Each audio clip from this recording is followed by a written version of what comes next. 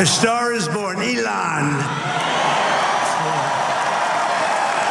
Now he is. Now he's an amazing guy. We were sitting together tonight. You know, he spent 2 weeks in Philadelphia and different parts of Pennsylvania campaigning.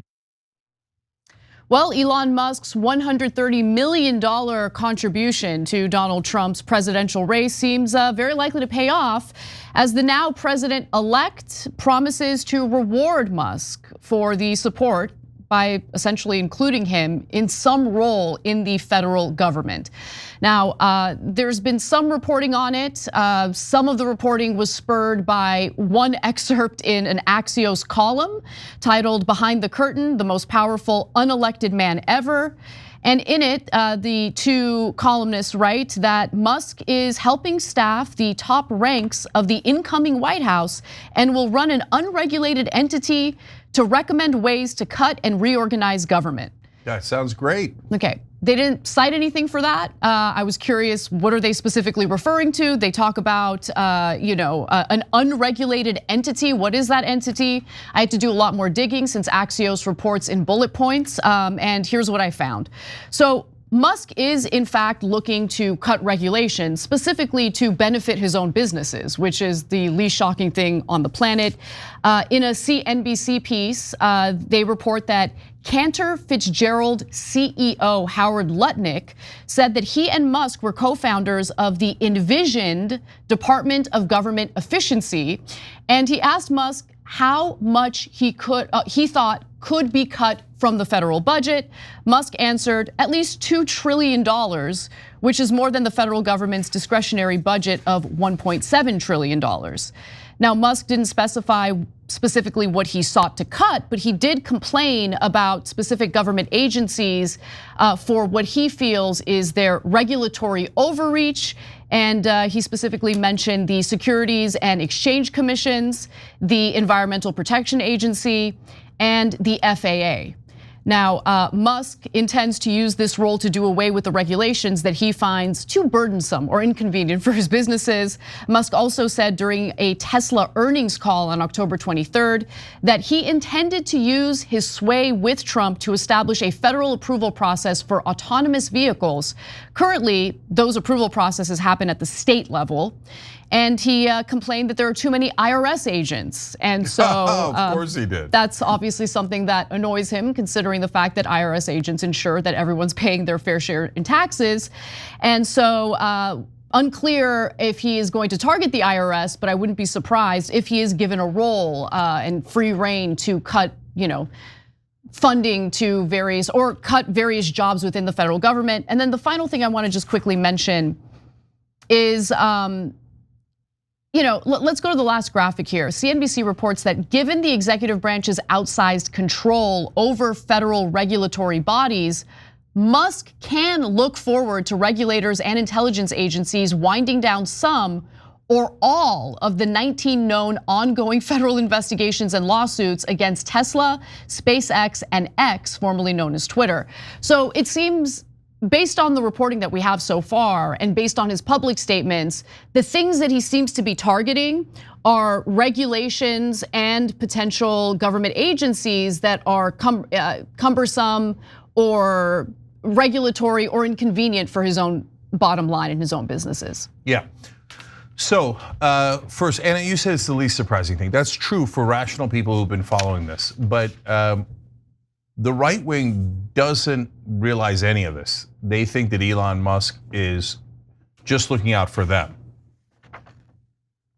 Look, I don't know if they'll ever come to a rude awakening on that, or Elon Musk and Donald Trump will rob us blind for 4 years, take trillions of dollars from us, and then MAGA will be like, oh yeah, I love it, man. Here, Elon, take more money of mine. You only have 250 billion. I need you to have 350 billion. Please take my money. My kids shouldn't have it, etc. Look, I'm not saying they're gonna do that. Maybe at some point in the 4 years they realize, oh, these guys are robbing us too, right? Oh, he deregulated every single agency that regulates his companies. Huh. He took money away from the IRS so they couldn't audit him, so he could cheat on his taxes And we have to pay more taxes, so he pays less, even though he's the richest man in the world and has over $200 billion. Is that thought ever gonna occur to them? I was on a right-wing show, and they're like, oh, aren't you in favor of Department of Government Efficiency? That's like Doge, like the Dogecoin, like the Bitcoin thing that he was doing. Isn't that amazing? I'm like, no, it's not amazing. When the largest donor to a presidential candidate says, yeah, I will end all criminal investigations of me, all regulatory investigations of me.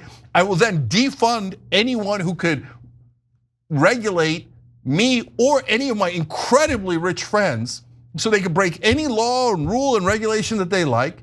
And then on top of that, we're not even gonna pay taxes, you schmucks. We're gonna make you pay the taxes, right?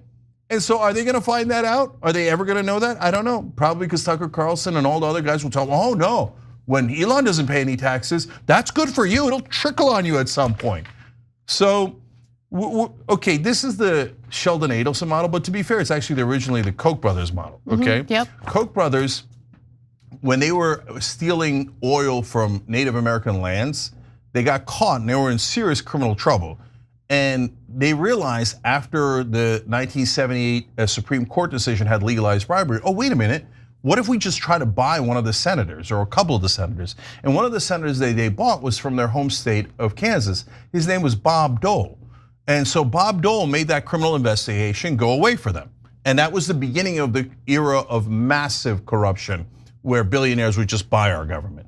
So then Sheldon Adelson had a giant problem because he'd bribed some people in China, and that's actually, what's hilarious is bribing people here through campaign contributions is not illegal. But it is illegal here to bribe foreign governments.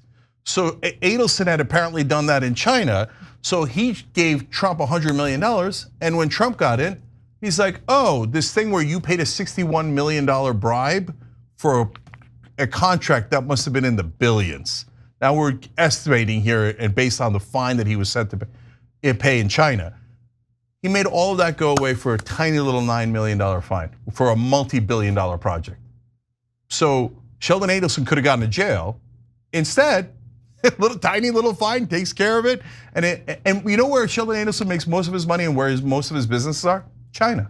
So a guy who makes most of his money in China got a giant gift from Donald Trump because he gave him a campaign contribution, a lot of campaign contributions. Now his top donor, he's like, Sheldon Adelson, oh, you got away with criminality? Yeah, I'm gonna do the same. You got all these goodies, I can list you, but it's in my book, Justice is Coming. It's like half a chapter of all the things that Sheldon Adelson got for his bribes to Donald Trump, legalized bribes now. So Elon's like, why don't I get it? I already get tons of subsidies from the government. Maybe I could steal $1 trillion from these guys. And besides which, I've manipulated half the country into thinking I'm the good guy and that I'm the multi-billionaire looking out for their best interest. Right wing, he's laughing his ass off at you. The robbery has begun.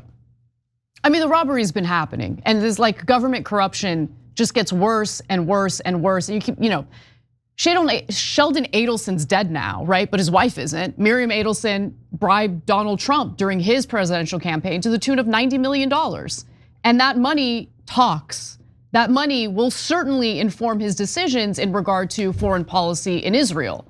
The only thing with Trump, though, is he seems to listen to his supporters way more than Democratic presidents do. So if he does have some faction of his base that pushes back against funding Israel, maybe he'll listen to them. That's literally the only possible good outcome. But overall, I mean, whether you're talking about Trump, whether you're talking about Biden, whether you're talking about the vast majority of politicians in America, they take the money and they do as they're told. How exactly is that a democracy? When you ignore your base and what your base wants and instead carry out the best interests of the moneyed interests that have funded your campaigns. Yeah, 100%. So look, the whole system's corrupt. So when Trump gets in office, last thing on this, he will do all these things and he'll rob us blind, etc. And then people on TV will pretend that the robbery began when Trump came into office.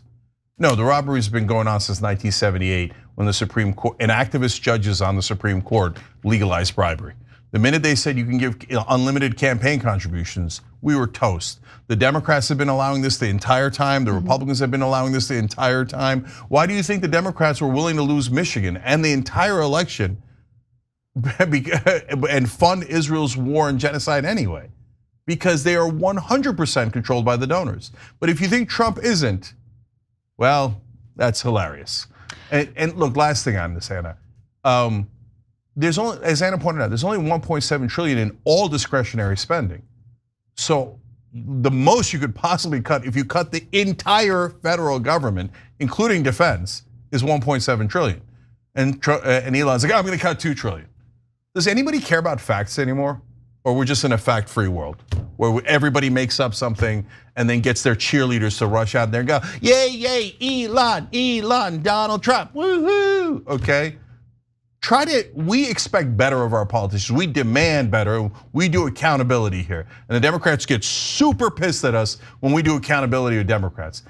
I'm so curious if in these next 4 years, a single person in right-wing media is going to do accountability for their side.